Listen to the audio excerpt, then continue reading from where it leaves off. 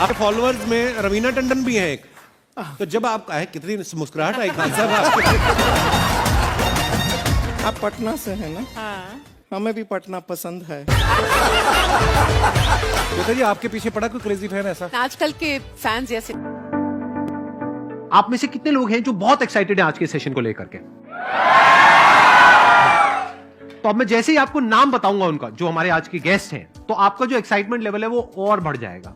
ये बताने से पहले कि गेस्ट कौन है, मैं आपको थोड़ा सा बताता हूं YouTube के बारे में। YouTube में क्या है कि पूरे वर्ल्ड की अगर बात करी जाए तो करोड़ों चैनल्स हैं जो अलग अलग जॉनर्स में हैं, अलग अलग कैटेगरीज में हैं। उसमें से दो बड़ी कैटेगरीज हैं, मोटिवेशन और एजुकेशन। पूरे वर्ल्ड में जो वर्ल्ड का नंबर 1 मोटिवेशन चैनल है वो मेरा है, और जो वर्ल्ड का नंबर 1 एजुकेशन चैनल है किसी इंडिपेंडेंट क्रिएटर का, वो उनका है, जो कि हमारे गेस्ट हैं। उनके 17 मिलियन से ज्यादा सब्सक्राइबर्स हैं। Please give an energetic and warm welcome to the one and only Khan sir.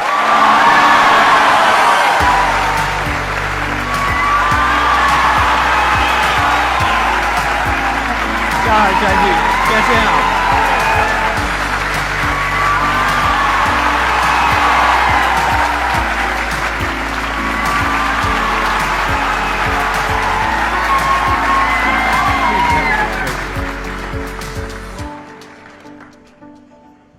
इससे पहले कि ऑडियंस आपसे कुछ पूछे या इंटरेक्ट करे, मेरे माइंड में एक क्वेश्चन है आपके लिए। जी। जो बच्चे हैं वो आपके इतने दीवाने क्यों हैं, इतने पागल क्यों हैं आपके पीछे? मतलब मेरे कमेंट सेक्शन में भरा पड़ा था, खान सर कब आएंगे, खान सर कब आएंगे। मतलब ऐसा क्या जादू कर दिया आपने बच्चों के ऊपर? ये सवाल हम आपसे भी पूछते हैं, हमारे पे भी इतना कमेंट आया, इतना मेरे तो ऑफिस में लोग चले आए कि सर कब जा रहे हैं। अच्छा। क्योंकि हम लोग का तो एग्जैक्ट है, वही पढ़ाना है। हाँ। तो देखिए, हम लोग का मेन है कि बच्चों को जो जरूरत रहती है कि अगर लड़का पढ़ने आ रहा है ना, उसके मन में कोई डाउट ना रह जाए। हम उसको कहते हैं कि हम तुम्हें पढ़ा रहे हैं, दम है तो भूल के दिखाओ, याद करके नहीं।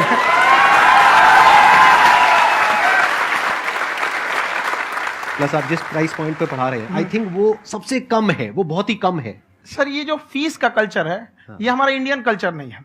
हमारा इंडियन कल्चर गुरु दक्षिणा है, उस हिसाब से वो सही है। ऑक्सीजन जैसे जिंदगी के लिए जरूरी है, वैसे एजुकेशन जरूरी है। कोई ये नहीं कह सकता है कि पैसे की वजह से वो खान सर के यहां से लौट गया। क्या बात है।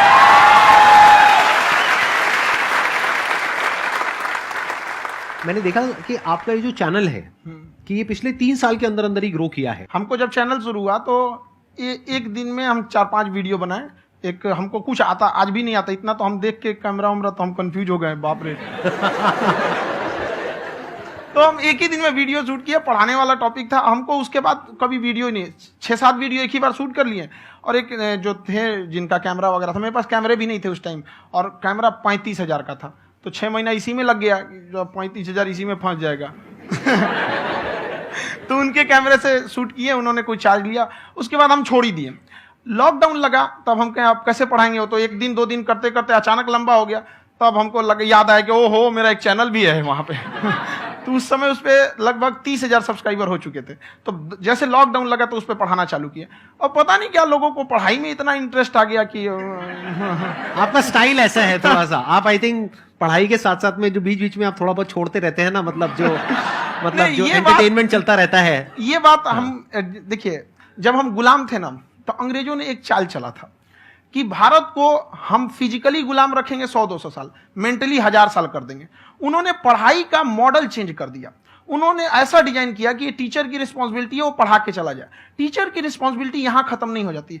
पढ़ाना तो कोई भी पढ़ा सकता है, टीचर की इससे बड़ी रिस्पॉन्सिबिलिटी होती है उसे समझाना। वो समझा कि नहीं समझा। अगर लड़का आपके समझाने के बाद डाउट रह गया तो ये आपकी गलती है। लड़का हमसे पूछता है, सर इतनी भीड़ है आपके पास, तो कहे सर डाउट कैसे पूछेंगे? हम कह रहे यार तुम्हारा डाउट बचेगा तब ना पूछेगा तुम डाउट यहाँ पे।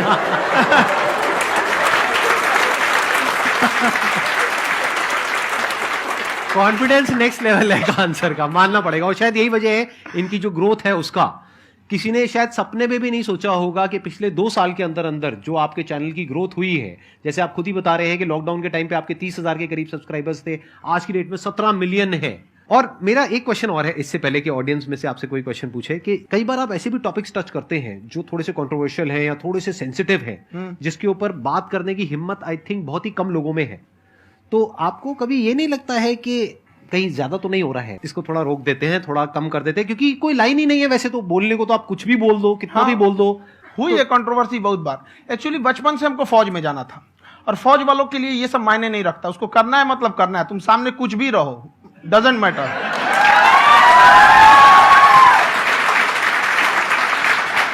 और मैंने YouTube पे देखा कुछ वीडियोस में कि आपका जो इंस्टीट्यूट है वहां पर आज से कुछ साल पहले कुछ बम गिरे थे। हाँ, कुछ गिरे थे, कुछ तो बहुत सॉलिड जगह गिरा था, फटा नहीं वो। मतलब आपके आसपास? हाँ, बम को भी पता है कि टीचर की इज्जत किया जाता है। क्या बात है, क्या बात है। मैं समझ पा रहा हूं कि ये आपके अंदर जो एटीट्यूड है ये कहां से आ रहा है, क्योंकि आप बचपन से ही फौज में जाना चाहते थे, तो आप जंग के मैदान में ही खड़े हैं एक तरीके से। बस फर्क ये है कि आपके हाथ में कलम है, हथियार ना हो करके। हथियार से एक आदमी की जान जा सकती है, हाँ। कलम से बहुत ताकत होता है। शिक्षा एक ऐसा हथियार है ना, हर कुरीतियों से लड़ सकता है, हर तरह की समस्याओं से, और ये एक ऐसा हथियार है, मेटल डिटेक्टर में भी नहीं पकड़ाता है।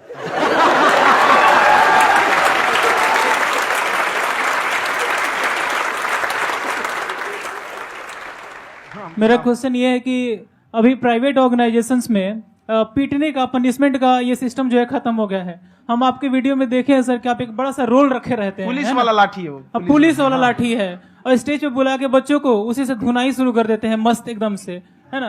तो सर मतलब कि बच्चे मतलब कि डरते नहीं है आपसे, और इस तरीके से कैसे कनेक्टेड हैं आपसे, है ना? और एक और क्वेश्चन सर, यूपीएससी का जो आप अपना बैच स्टार्ट करने वाले हैं, ठीक है, उसके बारे में बताइए सर, क्योंकि मुझे मतलब कुछ इशू करना है सर, ठीक है? और संदीप सर को देख लिए, मेरा तो वैसे ही हो जाना है।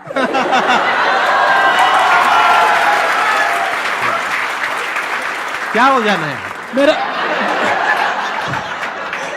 पूरा कंप्लीट करो। I'll be an IAS officer next year because I have seen you, sir. My day is like complete, sir. All the best. Thank you so much, sir. Thank you. पूरा बोला करो। हाँ। Thank you. देखिए, लड़कों को जहां तक पीटने की बात है, जब पढ़ाने की बात आएगी तो उसको हम पूरे बेहतरीन ढंग से पढ़ाएंगे, लेकिन जब सजा देने की बात आएगी ना, तो वो भी बेहतरीन ढंग से होगा। ऐसा थोड़ी होगा कि बस एक ही चीज बेहतरीन ढंग से होगा। और डर का होना बहुत जरूरी है। ये डर भी अपने आप में एक मोटिवेशन है, क्योंकि जब आपके अंदर एक थोड़ा सा डर रहे ना, तो डर के भागिए मत।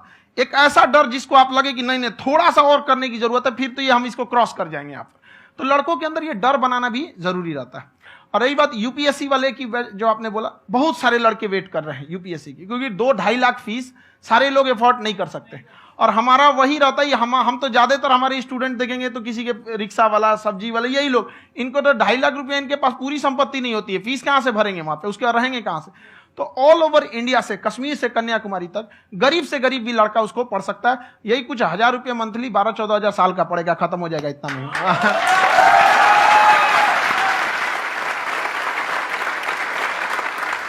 ये जो डंडे वाली बात इन्होंने कही, ये सच है? मतलब आप सच में एक डंडा रखते हो? पुलिस का ही है वो। और मारते हो? हाँ, कि मतलब अगर कोई लड़की छेड़ता है या ऐसा कोई भी उल्टा नहीं, पुल्टा काम पढ़ाई करता लिखाई है, कुछ भी गलती करेंगे तो पिटाएंगे वो यहाँ पे, कैमरे पे, ऑन कैमरा, जैसा भी रहे, कुछ भी पिटाना तो उनको फिक्स है। एक तो कोई मतलब विधायक जी थे, उनके लड़का को पीट दिए, तो चला दल बल लेके अपना वहां पे। उसने घर पे नहीं बताया था कि सर ने पीटा है, बस बोल दिया कोचिंग में पीटा है। बाद में पता चला हम पीटे हैं, तो उसके पिताजी मेरे सामने और पीटे।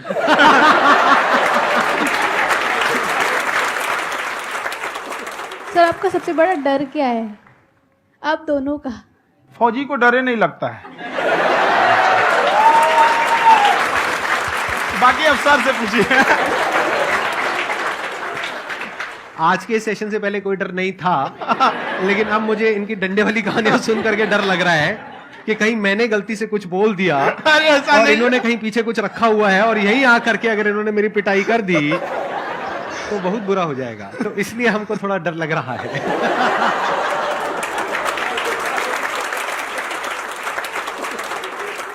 आपकी डेली कितने घंटे क्लासेस होती है? 6-7 घंटे। अभी भी खुद ही करते हो आप? हाँ, खुद ही हमारे classes स्टाफ करते परेशान रहते हैं। हम 1:30-2 बजे सोते हैं, सुबह 6 बजे उठ जाते हैं, परेशान रहते हैं। हो? यार इतना क्यों करते हो, है ना? कभी तो उनको भी साथ साथ लगना पड़ता है ना? उनको साथ साथ लगना पड़ता है। हम जग गए हैं तो कोई सोया थोड़ी रहेगा, परेशान रहता, दिन में सोते ही नहीं है बेचारा, कहीं कहीं जाके सोते रहता है। तो हम सीट बांध दिए कि भाई तुम इस समय सो जाना, तुम इधर सो जाना। आपकी शादी हो गई या नहीं हुई अभी? मेरी खुशहाली देख के आप आइडिया लगा सकते हैं।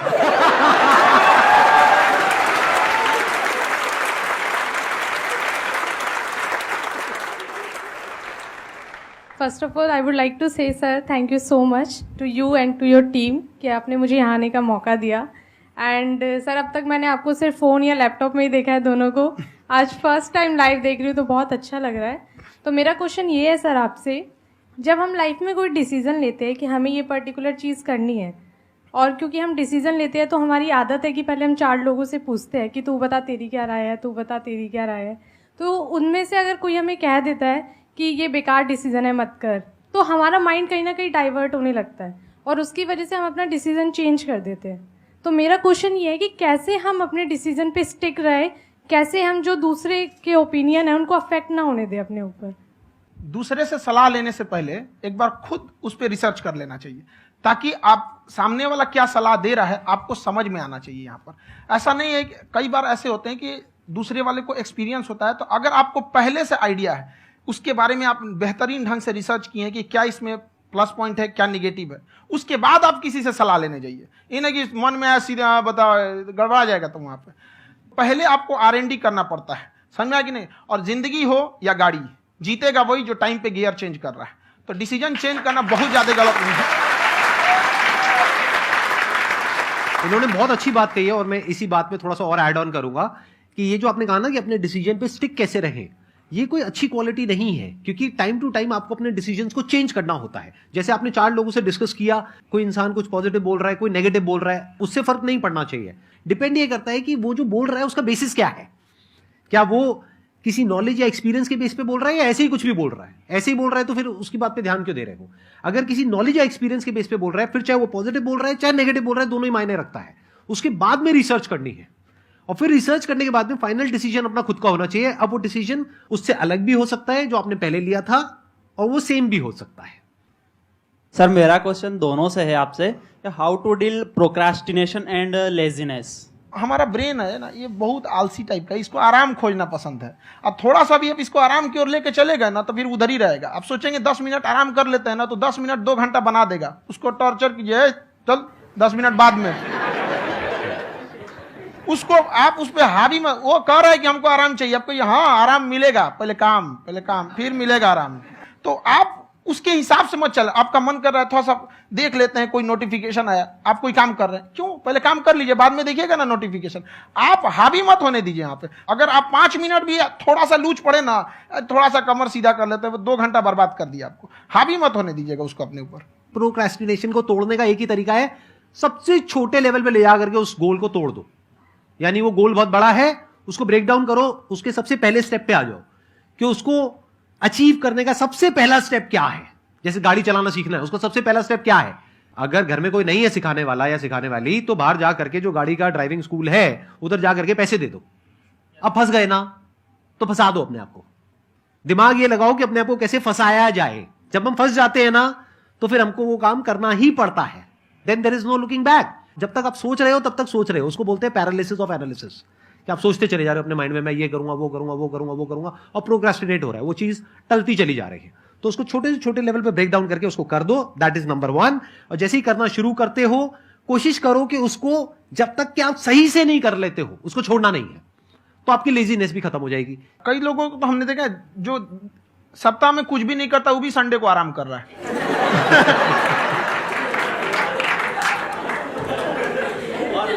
वैसे कहा भी जाता है कि अगर कोई काम आपको करवाना है ना तो ऐसे किसी इंसान को दो जो बिजी है। हाँ। ऐसे आदमी को मत दो जो खाली है। ये परफेक्ट एग्जाम। किसी को भी आप देखिएगा जिसको आप कहते हैं कि मतलब थोड़ा ठीक ठाक आप समझते हैं कि नहीं ये बहुत आगे निकल, वो एक काम को खत्म करने के बाद कभी आराम नहीं करेगा। एक काम खत्म हुआ उसको लगेगा हाँ एक खत्म हो गया, अब दूसरा करना चाहिए। और वही जिसको देखिएगा एक खत्म हो गया और आराम करना चाहिए, कभी नहीं, लाइफ में आखिरी सांस तक। सर यहाँ पे सब हिंदी में पूछते हैं, इंग्लिश में पूछते हैं, मैं भोजपुरी में पूछूं? जौन भाषा ठीक लगे तोने में पूछ दो। हाँ सर।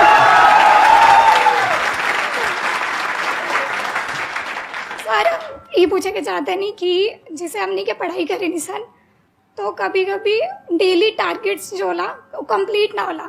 अगर टारगेट्स कंप्लीट भी होला तो फिर ऐसा इरिटेशन या फिर वो एंजाइटी या फिर कि और करना है या फिर अभी नहीं हुआ, वो चीज हमेशा रहेला, तो वो कम कैसे करल जाए? देखिए टारगेट्स को ना हम लोग को एक अपने हिसाब से पहले फिट करना चाहिए। ऐसा नहीं कि दूसरे किसी इंसान को देख के हम टारगेट फिट कर ले। कोई लड़का 8 घंटा पढ़ रहा है, कोई पहली बार अभी पढ़ना ही चालू किया, उसको देख के 8 घंटा पढ़ेगा तो पढ़ाइए छोड़ देगा। तो आप अपनी क्षमता के हिसाब से देखिए कि आप कितना पढ़ सकते हैं। अगर आपने एक घंटे को बना लिया कि हम 1 घंटा पढ़ सकते हैं, अगले 1 हफ्ते तक उसको सस्टेन रखिए। जिम में कैसे करते हैं लोग, पहले दिन उठा लीजिएगा 1 क्विंटल तो हार्ट अटैक हो जाएगा। तो वो धीरे धीरे टारगेट सेट कीजिए और अपनी क्षमता को भी देखिए। हर इंसान की क्षमता अलग है।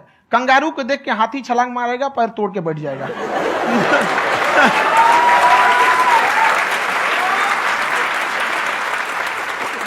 अब संदीप सर का मोटिवेशन देख के इसका मतलब क्या कि ट्रेन के आगे खड़ा हो जाएंगे, ढकेल देंगे तुमको। हालांकि ऐसा कर देते हैं, लेकिन ऐसा करिएगा लोग नहीं, क्षमता पता होना चाहिए। आपके अंदर एंजाइटी हो रही है कि मैंने कर तो लिया है। आप ये नहीं कह रहे कि मैंने कुछ भी नहीं किया है फिर मेरे को एंजाइटी हो रही है। आप ये कह रहे हो मैंने काफी कुछ कर लिया है फिर भी एंजाइटी हो रही है कि कहीं कुछ छूट तो नहीं गया है। तो बेसिकली आपको ये देखना है कि अगर आपके अंदर ये एंजाइटी हो रही है, that means you are a very good student. आप एक अच्छे स्टूडेंट हो। क्यों? क्योंकि बहुत सारे स्टूडेंट्स तो ऐसे हैं उनको पढ़ने के नाम से एंजाइटी होती है। तो आपको एंजाइटी हो रही है कि मैंने पढ़ लिया। दिन में मानो 8 घंटे का आपने टारगेट सेट किया और 6 घंटे पढ़ लिया, या मान लो 8 घंटे भी पढ़ लिया, फिर भी एंजाइटी हो रही है कि मैंने 10 घंटे नहीं पढ़ा। तो ये तो अच्छी क्वालिटी है ना, ये तो एक ब्रिलियंट स्टूडेंट की क्वालिटी है। क्योंकि एंजाइटी उसी को होती है जो केयर करता है, जिसको परवाह है, उसी की तो एंजाइटी होती है। जैसे माँ को अपने बच्चे की, जैसे एक माँ को अपने बच्चे को लेकर के एंजाइटी होती है। हंस लो मजाक उड़ा लो मेरा। कोई बात नहीं, एडिट कर देंगे इसको हम। हाँ।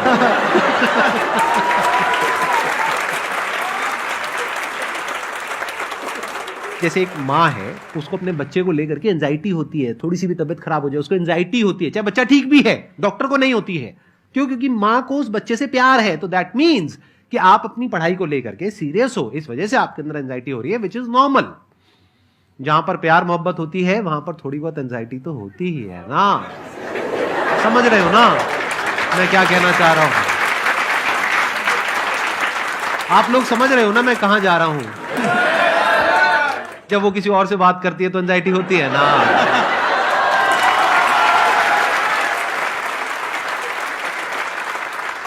सर, आपकी स्टोरी हमने सुनी थी, तो एक टाइम आया था जब आप गंगा किनारे जाके बैठ गए थे। उस समय आपको कुछ समझ नहीं आ रहा था, तो उस समय मतलब आपने ये डिसीजन कैसे लिया कि अब आगे नहीं, यहां से वापस जाना है? रास्ता ही नहीं था। घर जाने के लिए एटलीस्ट 90 रुपए चाहिए थे, जेब में 40 रुपए थे। कैसे घर जाते हैं? और हम गंगा के किनारे चुपचाप बैठे बैठे हम कहें कि अब बहुत टेंशन हो गया, अब घर जाना चाहिए। रूम पे तो किराए के रूम पे ही आदमी सारे लोग रहते। गए वहां पे तो रूम लॉक हो गया था। तुम खटखटाए तो ऊपर से गुस्सा से बोले जो ऑनर थे, क्या टाइम हो गया है? तुम कहे 9-10 बज रहा होगा। घड़ी देखिए तो 2 बज रहा था रात का, 2-2:30 बज गया था। वहाँ टेंशन में आप तो होता है, कई बार ऐसा समय आएगा कि लगेगा जैसे अब कुछ नहीं हो सकता है। तो इससे घबराना नहीं है। कभी कभी गुच्छे की आखिरी चाबी भी ताला खोल देती है। जो बातें आपने बताई कि घर में प्रॉब्लम्स ये तो बहुत लोगों ने फेस करी वहां पर। आप अकेले नहीं है, बहुत लोगों ने ये प्रॉब्लम्स फेस करी, बहुत तरह की प्रॉब्लम्स देखी, बहुत तरह की स्ट्रगल्स देखी, लेकिन वो सब इतने कामयाब नहीं हो पाए जितने कि आप हुए। तो आपके अंदर ऐसा कुछ ना कुछ है जो औरों के अंदर नहीं है। तो वो मैं जानना चाह रहा हूं कि वो ऐसा क्या था जहां से कि आपका दिमाग यहां तक सोच पा रहा है कि मैं पूरे इंडिया में इतने बड़े लेवल का चेंज लेकर के आ सकता हूं, एजुकेशन फील्ड में रेवोल्यूशन लेकर के आ सकता हूं। ये सोचना ही बहुत लोगों के बस का नहीं है। मेरी एक खुद की थिंकिंग, अगर हमको कोई 100 रुपए किसी काम के लिए दिया, हम सबसे यही कहते हैं, तो हम कोशिश करते हैं उसे 200 का रिटर्न दे। अगर कोई हमसे 200 रुपया फीस दे रहा है, 250 दे रहा है, तो हम उसको ये कोशिश करते हैं कि तुम्हें ऐसा लगे कि नहीं भैया हमने 10-20 हजार का पढ़ लिया यहाँ पर। वो ईमानदारी से कभी कमी नहीं। और हमेशा अगर हम प्रॉमिस X का करते हैं तो डिलीवर 4X करना चाहते हैं। ध्यान से सुनना और ध्यान से समझना इस फर्क को। अगर आप समझ पाए तो बहुत आगे जाओगे लाइफ में। एक वो होते हैं जो ये सोचते हैं कि हमें सब कुछ मिल जाए, हमें कुछ भी करना ना पड़े। दूसरी कैटेगरी होती है लोगों की जिनको जितना मिलता है उसमें भी चोरी चकारी करते हैं या कोशिश करते हैं कि उससे कम दे सामने वाले को जितना कि हमें मिल रहा है। तीसरी कैटेगरी होती है लोगों की, जो इनके जैसे लोग होते हैं, वो क्या करते हैं, वो ये सोचते हैं कि अगर मैंने किसी से 1 रुपए भी लिया, देखा जाए तो 200-250 रुपए कुछ भी नहीं होता है, 200-250 रुपए अगर मैंने लिया तो कैसे उसको 400 रुपए की वैल्यू दूं। ये जो थिंकिंग है ना, यही एक फर्क होता है एक ऐसे इंसान में जो बहुत आगे निकल जाता है और उस इंसान में जो मीडियोकर रह जाता है। आप अपने आप को अपने आप के ऊपर समय दीजिए, उसको डेवलप कीजिए। जब आप अपने आप के ऊपर खर्च करते हैं तो आने वाले समय में लोग गूगल पे आपको सर्च करते हैं। क्या बात है सर, ये आपने अभी बनाया है या ये कोई पुराना आपका वो है? बनते रहता है इसे, फ्लो में बन जाता है। आपके अंदर ना सर एक कवि छुपा हुआ है कहीं ना कहीं जो बाहर आना चाहता है। कभी ना कभी आपने सोचा होगा कुछ? हाँ, कभी कभी देखिए, एक चीज है, संगत का बहुत अच्छा असर पड़ता है। ये चीज को हमेशा, संगति का मतलब लोग हल्के में ले लेते हैं। संगति का मतलब होता है संग संग गति। तो अच्छे लोग के साथ रहेंगे तो संग संग अच्छी गति होती जाएगी, खराब में रहेंगे तो ये भी होता है। बट अपने आप को थोड़ा सोचना चाहिए कि हम केवल जी के मर जाएं इसके लिए नहीं आए हैं। लोग कहते हैं कि सर नाम क्यों नहीं बताते अपना। हमारी एक ही सोच है कि जाने के बाद इस दुनिया से हमको मतलब एक चीज देना चाहते हैं स्टूडेंट्स को, कि वो याद करें कि इस पैसे की भाग दौड़ की दुनिया में हर कोई दोनों हाथ से लूटने में लगा है खाली हाथ जाने के लिए। ये सबको लगा है। तो हर कोई को ये सोचना चाहिए कि था कोई इंसान जो इतने कम फीस में इतनी शिक्षा जो महंगी थी, जो कमाने का रास्ता था, उसको भी एकदम कंपटीशन इतना कर दिया कि अब लोगों को अपनी फीस बढ़ाने में डर लगता है कि अरे यार, लड़का कमेंट करता है कि खान सर इतना ले रहे हैं, आप बहुत बड़ा टीचर हो गए।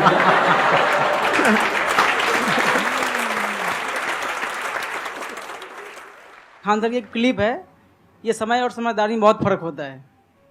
अगर समय रहते समझदारी आ गई तो इंसान कामयाब हो गया, लेकिन अगर समय चला गया फिर समझदारी आई फिर तो बेकार है। तो सर मतलब कुछ आपको ऐसी चीज़ लाना चाहिए जो मतलब बच्चों जो तैयार हो रहे हैं उनको ये चीज़ें मतलब एंड टाइम पे दिखे। समझ रहे हैं आप मेरी बात? नहीं समझ?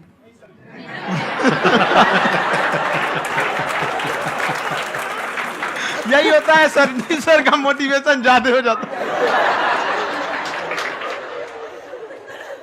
जब आप स्ट्रगलिंग फेज में हैं तो कम से कम चीजों को अपने ऊपर खर्च कीजिए, ज्यादा से ज्यादा सीखने में खर्च कीजिए। अगर आपको राजा बनने का शौक है तो गुलाम की तरह मेहनत करना सीखिए, तब राजा बनेंगे।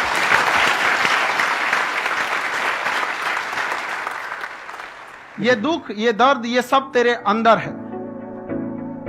तू अपने बनाए इस पिजड़े से बाहर निकल के देख, तू अपने आप में एक सिकंदर है।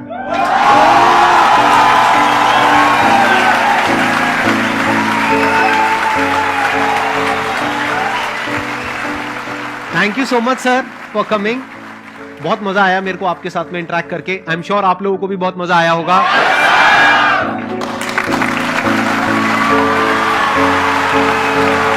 Thank you so much ji.